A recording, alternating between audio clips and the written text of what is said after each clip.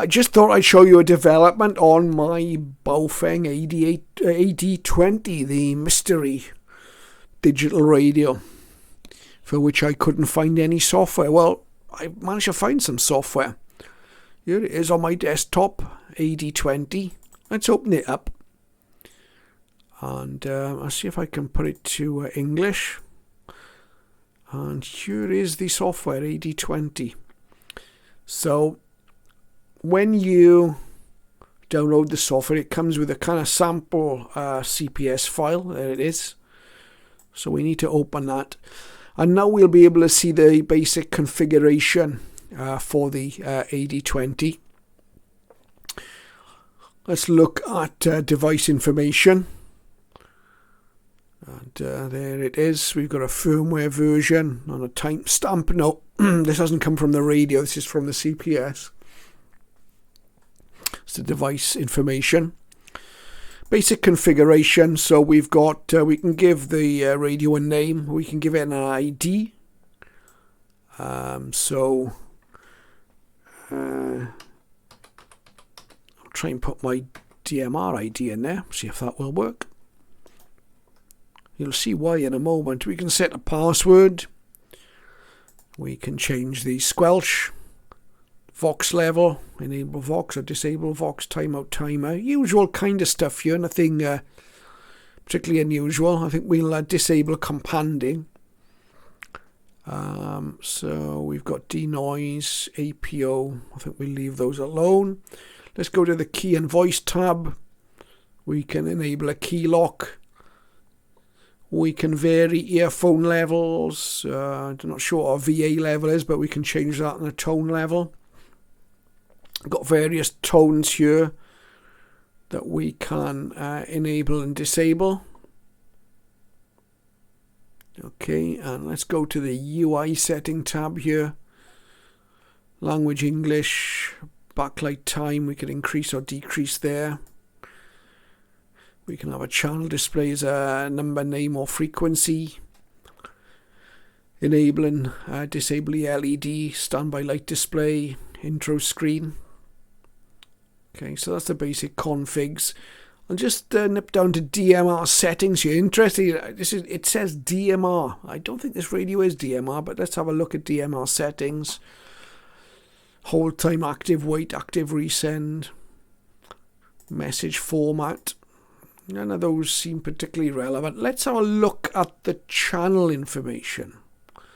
Let's go to channels. You can see there's some sample channels already here. We've got digital channels which are showing as DMR. Okay, DMR. We've got a mixture of DMR and analog channels there. Various frequencies. Obviously we can alter these. We can put in a I'm going to put in the frequency of my hotspot, my digital hotspot. I'll put that in there and put it there. Okay, now then we've got receive groups, contact numbers and alarm systems. We leave that at none. So again, these settings look very DMR-ish. We've got a color code and a slot setting. Interesting. I'll put that at slot 2 and leave that at color code 1. And I'm now going to OK that. So you can see we've changed that channel 1 to the hotspot frequency. Let's have a. I'm going to edit that private call. And I'm going to call that Echo for the Parrot facility on the on Brandmeister. I'll leave that as a private call. I don't know what that code is. Is that encryption? I don't know. Let's leave that at 1. It defaulted to 1. Set that as a private call. I'm going to OK that. Okay. No.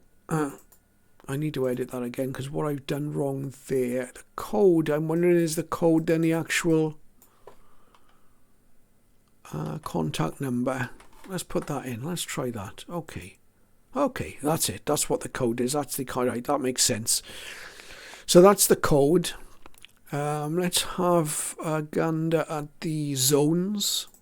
Let's delete create zone there. So that's now called zone 2. I'm going to rename that. I'm going to call that BM for Brandmeister. I don't think this is going to work on DMR, by the way, but just by way of a demonstration. So we've got the BM zone. There it is.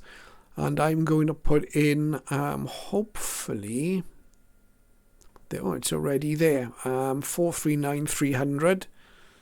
That's my channel there on the BM zone. And I'm going to need a receive group. Receive group 1. Quite sure how I edit this.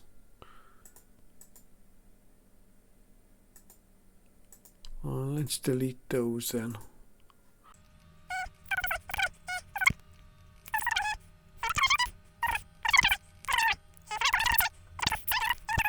Where's our receive group? It's already in receive group 1. Contact. Right. So should have a contact in 9990. Slot 2, color code 1. Okay. So I will okay that. My radio's connected. So what we'll try and do is write this. So we only got one useful channel in here really. I could also put as channel 2. Let's see. I can put the calling frequency in the UK for 2 meters. Okay. And can I? But this is a digital channel. It doesn't look like I can change that. Okay. I'll have to close that. I can't change the channel type. I need to go to an analog channel. There we are. We'll do it that way. 145.5. 145.5. 12.5K, that's okay. TX power enable, auto scan, PTT ID. So that looks like that's it. And I'm going to call that. There we are. S20. S20. Okay, that. Right, okay. So there's a couple of channels programmed up anyway. We'll leave the others. I'll just look at the VFO settings here to see if we need to change anything. We can just set the various parameters on the VFO settings. One touch access, alarm system, DTMF signaling, encryption. Yeah, okay. I do have an encryption setting on my DR1802, so maybe I can get those two to talk to each other. I've got a feeling, you see, that these radios are kind of permanently encrypted. I could be wrong. Let's just go back and look at that digital channel again. You see under encryption here, we have got a setting for none. So let's put it at none. I'll save that. Let's write to the radio. Now the radio, is it plugged in? I think it is. Yeah, it's plugged into my programming lead. It's on COM 9, I believe, and I'm going to set that to 57600. Let's see what happens. Yeah, the radio says it's writing to it, so let's see what happens, and we'll see what see if we can decode whatever type of signal now this AD20 is generating. Looks like it should be tier 2 DMR. We got slot 1, slot 2. It says it's DMR. I'm not so sure. So that's the AD20 software. Anyway, I thought you might appreciate an early look at that. We're going to do some more experiments. Going to see if we can get something to decode what this AD20 is transmitting digitally. My receiver is now set to 145.150. And I'm going to key the AD20 up on FM. And we'll see how it sounds on 145.450, transmitting narrowband FM.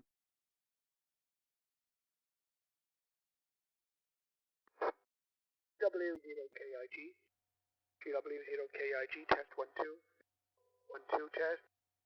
1210, 145, 150, 10.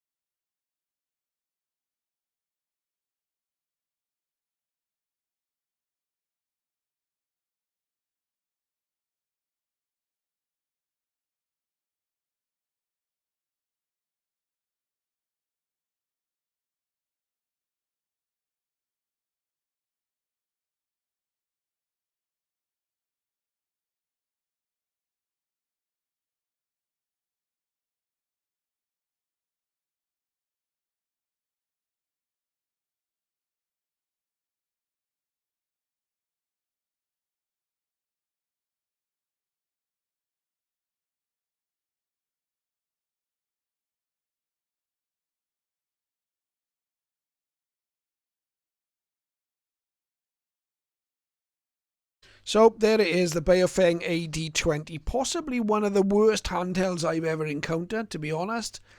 If you heard the audio test, then it was correctly programmed on FM narrow, which is what we want on UK repeaters. The audio was very, very low. It's not much better on the wide setting, believe you me. The digital mode is, who knows what it's transmitting there. Certainly not DMR.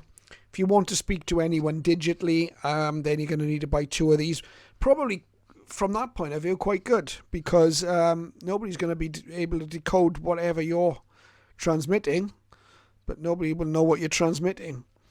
Airband, well, I might come back to you with if we can find anything to receive on the airband. If it does receive on the airband, certainly got the frequencies programmed into it, so we'll see about that. Battery life seems very poor, and I did have someone comment on the first video with this radio that the battery life was poor, so I got no reason to disbelieve that. Best feature on this radio is the torch. I think that seems to work quite well. Apart from that, I really wouldn't bother. Very odd radio. Don't know what it's aimed at. CPS is not user friendly, and a lot of misspellings in it, and just generally difficult to use. And I don't see the point of this radio, to be honest. The only thing I would give it is, as I say, if you want a private means of communication and nobody's going to be able to eavesdrop, probably 2 of these, put them in the digital mode, and you can even set some encryption as well, which, as far as I know, still is not legal in the UK amateur bands, so don't do it in the amateur bands. But what you want to do outside the amateur bands is entirely up to you. Set the encryption, and you've got a private means of communication over the air. Anyway, AD20, tell me what you think. Not going to bother much more with this one. But thanks for watching.